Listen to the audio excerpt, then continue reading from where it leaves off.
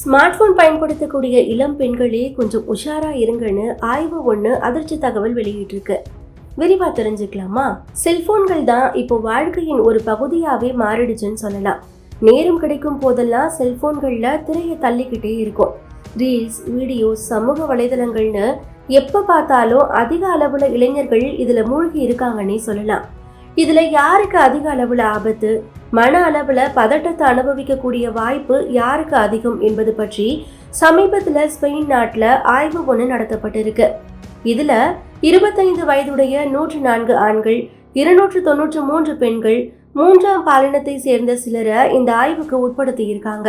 அவங்க அனைவருமே 100% தொடர்ந்து ஸ்மார்ட் போன்களை பயன்படுத்தி இருக்காங்க.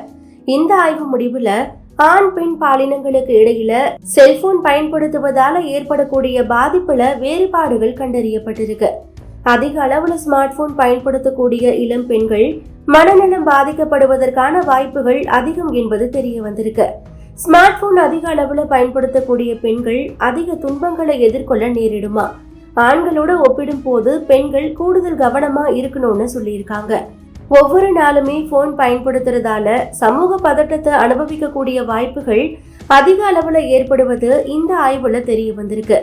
மேலும் மன உளைச்சல், தீங்கு விளைவிக்கும் நடத்தை, தற்கொலை எண்ணம் அதிகரிப்பதற்கு இந்த ஸ்மார்ட் போன் பயன்பாடு காரணங்களா இருக்கிறது தெரிய வந்திருக்கு. இப்படி சிக்கலான ஸ்மார்ட் போன் பயன்பாடு இளைய தலைமுறையினரிடையே உள்ள பிரச்சனையை தீர்க்கிறதுக்கும் அதன் காரணம் மற்றும் விளைவுகளை கண்டறிய தொடர்ந்து ஆய்வுகளை மேற்கொள்ள இருக்கிறதா ஆராய்ச்சியாளர்கள் தெரிவிச்சிருக்காங்க.